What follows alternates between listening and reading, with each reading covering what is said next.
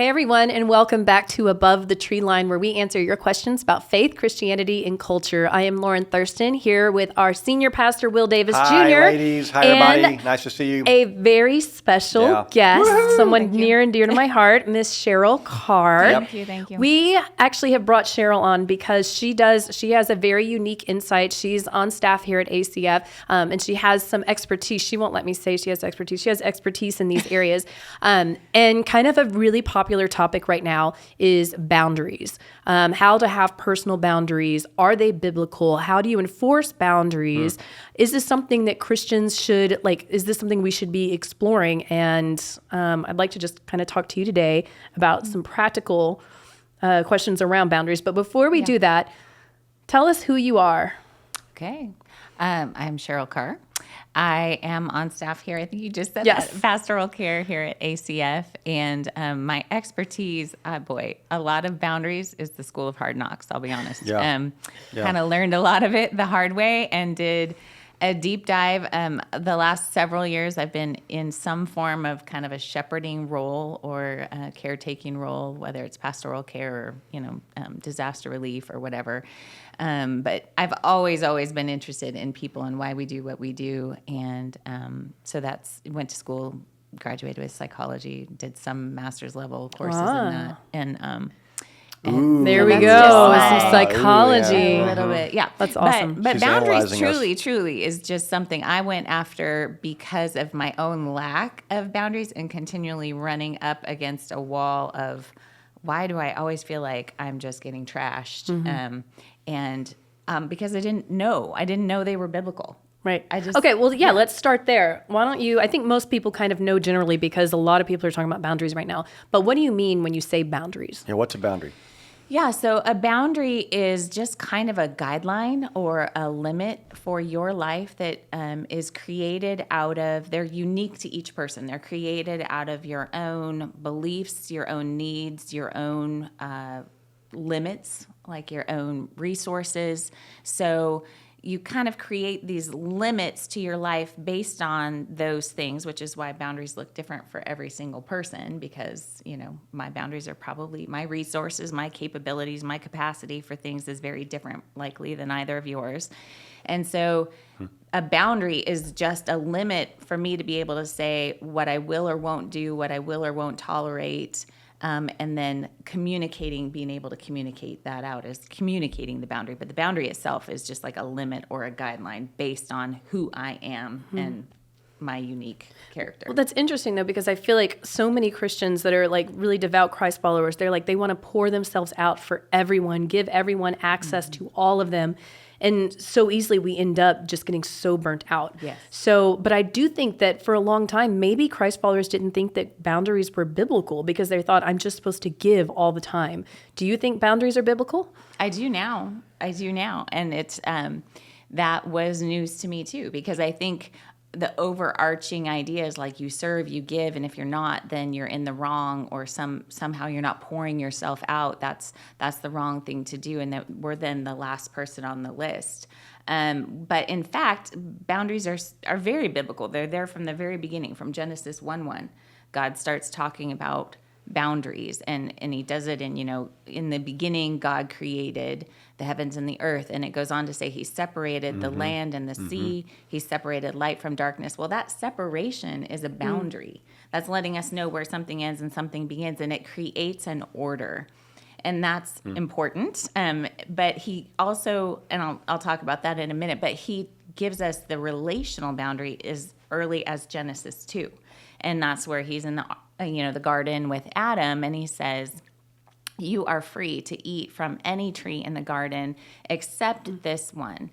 So it's communicated, it's laid out, but Genesis 3, we see that Adam and Eve ran that boundary crossed over. a boundary, and there were consequences. Totally did. There were consequences. And so instead of there being order, there was, in fact, chaos. Right. Chaos is what ensued from crossing that boundary. The consequence was chaos. And so that's why boundaries are important, because order is important, because it keeps us safe and protects us from chaos.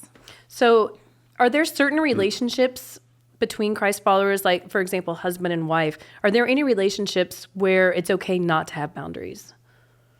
I don't think so. I mean, right off the bat, that's my, no, I think boundaries always exist, but I think it will look very different for every husband and wife, for every relationship. And so, you and your husband might have very different limitations about what you can do or what you tolerate or whatever. I don't tolerate very much. Okay, well, that's okay. And that's all you, and that's good. But literally knowing that is important. Like, boundaries are a good idea. They're God's idea. They're important because we don't want to live in chaos. And that's just kind of what happens. It's not like you decided to, but when you don't have boundaries in your life, it's kind of what the fallback, it's kind of what happens, So practically, how are we supposed to develop these boundaries and like enforce them? Yeah, so that is where it gets hard for people because first, I think understanding that it's okay that you have them, understanding what those are. It's funny, we don't take a lot of time to think about what are the guidelines, what are the limitations, or understanding that even that we are limited humans, I think is step one, that's okay. God knows that. We are limited humans, and so therefore we don't have the ability to do all things. But being able to understand what those are and then communicating that. And that's the difficult part for a lot of folks because sometimes they feel like it's easier to say yes to something that they don't really want to do because they either are people pleasing or they just feel bad about letting somebody down or they feel like they should be able to do this thing too. But so it's really a matter of communicating them, but it's you are able to communicate them well when you actually understand that you are valuable, your boundaries are important, and that they're purely motivated. Because when boundaries aren't purely motivated, it doesn't work at all. Right. Because, I mean, I immediately think that there's a way to put a boundary in place almost to like punish somebody. Yes. But that's not the true intent of a boundary. Right. You're totally right. That's exactly where boundaries have a bad rap because, sometimes even that word can make somebody cringe because somebody's tried to control you through a boundary or manipulate you through a boundary. A boundary is never about somebody else's behavior. A boundary is always about you. So the second it goes outside of, okay, what can I do? What can I tolerate? And it's like, I need to get that part, it's about control. And that's where it's not biblical. That's where it goes really awry. Yeah. It's kind of interesting because you think about like the body being like the temple and we have to protect our bodies from harmful like things physically, but emotionally it totally makes sense. We have to protect ourselves from things that are going to make us a less effective member of the kingdom, and boundaries are one way of doing that. So would you say it starts with really a lot of self-inspection? Like what fills me, what drains me, what like triggers me, and just kind of understanding yourself. And then from that point being like, okay, here are some things I can try to protect those things from happening. Absolutely. I think that's actually really wise for a number of reasons, just knowing yourself, but understanding your limitations. What is important to you? Where are you able to give what you have to give, where and that can be hard because like you were just saying about your husband, we live with other people, but I know for John and me, we have very different needs. We have some of the same resources, but we have very different capacities, capabilities, etc. So it's really getting comfortable with who you are, being willing to make, like sometimes John could go out 6 nights a week with friends and that would be great. We could go out, but to me, that would be draining. So it's making concession for, okay, I wasn't really wanting to go out tonight, but I'll go out with you because I know it's important to you. But then him recognizing, I know that this is draining for you, whatever. So, but just understanding your own self, what are your limitations? And I think it's interesting how we just don't have that as a habit that we do. Well, I mean, on that note, we've received several submissions to the podcast channel saying, is it selfish? Like we talk about soul care so much and taking care of ourselves. At what point is that selfish? Yeah. Listen, understanding your limits is not selfish. Like, God is the one who made us limited humans. Like, we are limited humans. And when we try to live outside of that, we're actually trying to live as God. Right. And also, I think it really can take away. God created us to do specific things. Like, he put us in this time, in this place to do certain things, to fulfill. He wants to partner with us to fulfill certain things. If we are so busy wrapped up in, doing what somebody else wants us to do, or filling our schedule just so that we can, get the award for the most busy human or whatever that is, all those worldly things, then we're really missing out on what God has for us to do, which has to be first. So it's not selfish to say, to back yourself out and go, okay, what is it? Who am I? And who does God say that I am? And what does God want to partner with me in? And then deciding from there, okay, what do I need to take out of my life? What do I need to put into my life? That kind of thing. I kind of think of it from a parent's perspective, where it's like, I hate seeing my child be taken advantage of by other friends or being manipulated. And I got to wonder, like, does God see this happening to me? And he's just like, I have better for you. Like, stand up for yourself. So communicating is one of the things that you just mentioned. So after you determine what your boundaries are, what's the appropriate way to communicate those? And what if people don't want to hear them? That's hard. And it's true, because sometimes folks are used to you behaving in a certain way, or being the go-to girl because you always say yes, or the go-to guy or whatever. And so that it can be hard for others when you are like, actually, you know what? I'm not able to do that. That's okay. That doesn't mean that it's wrong. A boundary, being able to communicate your boundary, is just simply being able to say what you can and can't do. Right? It really is that simple. Like, I am unable to meet you on Saturdays anymore, but I would love to figure out another time that we can get together. I don't know. I'm just going off the cuff here, but just communicating that's not offensive if you do it with respect and with honor.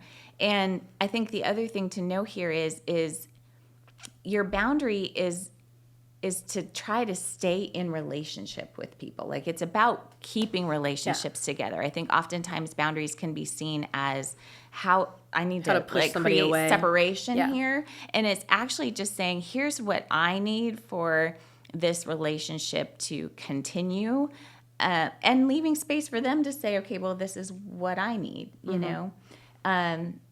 There is an important, this is out of the Lisa TerKeurst book, which I always recommend. It's called Good Boundaries and Goodbyes. And she talks about something called access and responsibility. Yes.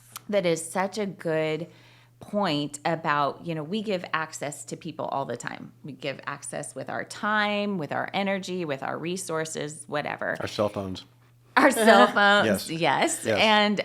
And so how are people being responsible with those things?